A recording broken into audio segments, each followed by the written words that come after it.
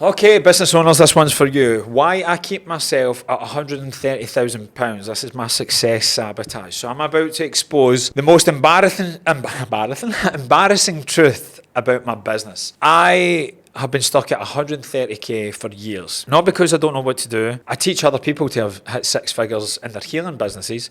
So it's not because I lack talent. I've built businesses before. But I stay at this threshold because anything more would be surpassing my father. And the little boy in me would rather stay small than lose the last hope of earning his love through staying beneath my dad. That's not a conscious problem. It's not a strategy problem. It's a son who's still performing for a father who could only love him through criticism and withdrawal. And today that pattern dies. So let me paint you the real picture. I'm 42 years old, nearly 43.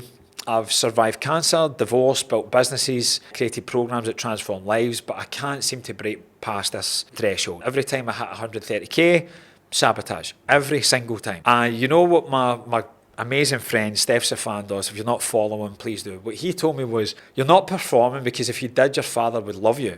The truth is you don't trust his love, so you keep underperforming to never get close to love. Now that hit me like a fucking train, man, because it's true. And when I was 10, my beloved Glasgow Celtic scouted me. And you know why? Because I played with pure joy. I was player of the year at 10 years old, not performer of the year. But my dad saw my amazing potential, and then everything kind of changed. It was like more training, more criticism. You could be great if you just did this. The joy disappeared when I had a bad game. He'd ignore me for weeks. I would hear my parents fighting about me in the living room, my mum trying to defend me, my dad going, he's no fucking pace, he's too slow, that's not good enough, Celtic aren't going to accept that. Then I would hear my mum say, there's two kids in this house, like she gets took all over Ayrshire for a game of bloody football, I'm over this. So then I would hear, I'm unworthy of love unless I perform well for my dad. I'm unworthy of love because I make my mum and dad fight. And I'm unworthy of love because I'm robbing my sister of her childhood. So my nervous system learned that joy equals abandonment. Performance equals conditional love, and failure equals complete withdrawal. And now 32 years later, that little boy is still there, playing small so daddy doesn't withdraw, staying at that financial threshold so I don't surpass him. Because somewhere in my body I still believe that maybe, just maybe, if I stay small enough, needy enough, struggling enough, he'll finally see me and love me without conditions. And this is actually compounded with my mother wound, because this stuff that makes up our core wounds and our deepest dominant thought is never just one parent. So my mum would say that she loved me, but then she would shout at us or hit us or threaten to her, get the fuck out of here. Swear, soft and gentle one moment, volatile and screaming the next. It didn't feel safe. Love felt like a trap. So it's something that could turn like aggressive and dangerous without any warning. So I always went into relationships like 1 foot in, 1 foot out. So now I have this like perfect storm, like a dad whose love required performance and a mum whose love came with anger. So no wonder I stay at that threshold. No wonder I sabotage success and love, because my body literally doesn't trust love or success. And this is what really kind of fucked me up over the years, is like I'm helping other people heal these exact wounds, but still bleeding from mine a little bit. I'm like, our entry point program, Awaken Your Worth, teaching that, and now I'm back at this familiar threshold that I thought I'd healed fucking 5 times before. And listen, I have, and I had. It's just, it's calling me out from a deeper thread to take me to another level. But the narrative of that whilst you're in it isn't that clear. Because when emotions are high from trauma, unprocessed trauma, intelligence is low. So the irony isn't lost in me that I feel worthless. Now, the other side of the thing is £130,000 where I come from is a lot of money. Right? It's unheard of. You only had that if you worked in the North Sea, really, in the oil rigs. But that would kill my highest value of connection. So I don't want to be away from my family. I want to reconnect families the world over.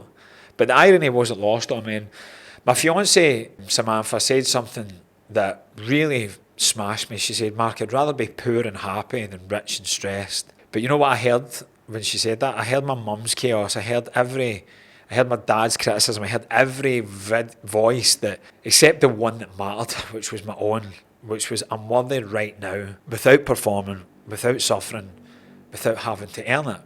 But there was a real addiction to struggle, and Steph helped me see this. I'm addicted to struggle. Like, who am I without suffering? It's my only reference point for worthiness is the struggle. So the payoffs for staying and suffering, you might think, well, why would you do that? I don't do it consciously, but they're massive at the unconscious and subconscious, because I get to stay my mother's wounded child, still hoping my suffering will finally make her see me. My suffering as a 42-year-old man bid for recognition that it's never coming. If I avoid surpassing my father, and if I stay at that threshold, I'm safely below his success, and I don't hurt him. I don't have to face what happens when the son exceeds the father, when the student becomes the master. I maintain my identity as Mark the overcomer, the guy who survived cancer, divorce, death. But without that story, who the fuck am I? Just Mark. And that terrifies me. I stay relatable to my clients in some capacity because the wounded healer that I profess that I'm not, in some level I am. And I think we all are. I don't want to say I'm being harsh on myself, but I'm owning parts of myself. I don't teach what I don't embody.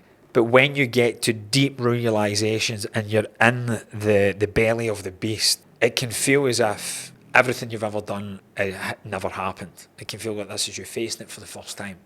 And then as you move through it and you've created a new normal to regulate certain aspects, you remind yourself, oh, hold on, I actually know what to do here. I have moments when I am the embodied leader and I have moments when I'm the wounded child. But staying more and more in the pain helps me connect with clients that I'm in the trenches with you rather than, hey, I've transcended, come and join me.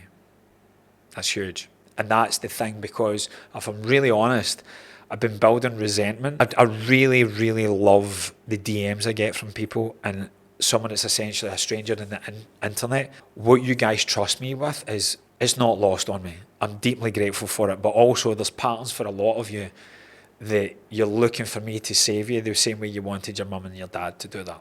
I'm not your guru. G-U-R-U. It's you you're looking for. I'm here to be the guide from the side to help you to remind yourself and remember who you are before life taught you had to be another way.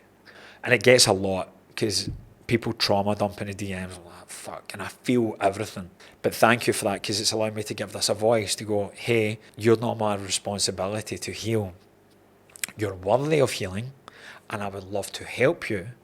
But that's as far as I go. I'm here to help you co-regulate. I'm here to be the guide from the side. I'm not here to have my ego massaged that, oh, I helped you heal this, or I did that. No, I never. Never have, never will. What I'm very skilled at is making the energetic and the spiritual tactical and practical and bring it into the physical so we can have both. So you can realize the divine order within, that you don't need me from codependency, or you're not rejecting me from hyper-independence, but we have healthy interdependence, where I'm here and I've got you. I can hold all of you when we're inside and we're actually in the Be The One program and we're doing the work. But the addiction to struggle and saving people keeps my personality alive, because that's all I've ever known. It's my oldest friend. Like, who am I if I'm not grinding harder than everyone else? But this is the breakthrough. Like, my soul knows something my ego doesn't want to admit, that success through joy creates more than suffering ever could. Play is more powerful than performance. Receiving doesn't require earning. So here's what I'm doing to break the pattern, and what you need to do if you're stuck in the same pattern. First, I'm admitting it publicly, right here. I've been sabotaging my success to stay my parents' wounded child. And they don't consciously want that. It's just a story I'm running. I need to be clear on that. But that stops now. Second, I'm tracking my nervous system. Every time I approach success, my body contracts. I'm learning to breathe through that contraction instead of sabotaging to release it. Third, I'm redefining my worth. My worth isn't 40k months or 400k. My worth is inherent. I'm worthy of love without performance. Say it with me right now. I am worthy without performing. Say it with balls. Say it with ovaries. Say it with heart. Now, you might not believe it in the beginning. That's fine. Borrow my confidence in you until you can hold it for yourself. And it's not just, I'm not a hype man. I'll teach you universal laws that will show you you are made of the same thing that makes the grass grow, the oceans continue to flow, and the airs breeze. And lastly, fourthly, I'm choosing play over performance. Remember, I was scouted by Celtic when I played with joy, not when I performed for approval. And the same is true in business. Fifth, and is the dearest to my heart, I'm becoming the father I needed. I'm becoming the dad that I wish I had. Not that I don't love my father, I do, but part of me needed little things that I never got. But the divine order in that is he was actually creating space for me to go and give myself that, so I don't put them on a pedestal. Again, that's for another video perhaps. But my future children don't need a dad who models suffering for success. They need a father who shows them that joy creates more than force ever could. So let me ask you, where are you keeping yourself small to stay safe? Where are you underperforming so you don't have to risk receiving love, being fully seen, warts and all? Where are you choosing struggle because the only worthiness you know comes from that? Maybe you have 5k, 10k, 20k, 40k months, doesn't matter. Maybe it's 100k. The numbers aren't the metric of self-worth. What matters is the pattern, and are you ready to break it? Are you ready to succeed through joy instead of suffering? Are you ready to receive without earning? If you are, I'd love you to comment worthy if you're done performing for love that was never conditional on your performance anyway. And if you're really ready to transform, join us for Be The One, because we don't just talk about these patterns, we break them at the nervous system and the energetic level. We don't just understand why you sabotage, we stop it at the source. We heal your core wound and your deepest dominant thought. And I promise you, I'm not teaching from a pedestal. I'm in this with you, but the difference is I'm done letting it run my life, and I'm ready to show you how to be done too. My dad ignored me for weeks after bad games. My mum would smack us sometimes after saying I love you. And 32 years later, that little boy is still in there somewhere. At times it pops his head up, confused and scared, and plays small to stay safe. But not anymore. My future children deserve better. My inner child deserves better. My partner deserves better. The millions of families that I'm meant to help deserve better. And I, as adult Mark Keenan now, deserve better. My revenue isn't my worth. It's been my prison, but today I'm breaking free. So join me, comment worthy below. Let's book a call where you stop performing for love that should have been unconditional all along. I'd love to help you. I'm Matt Reid. Like and subscribe for more of these videos. I'm a recovering performer, but I'm ready to play again.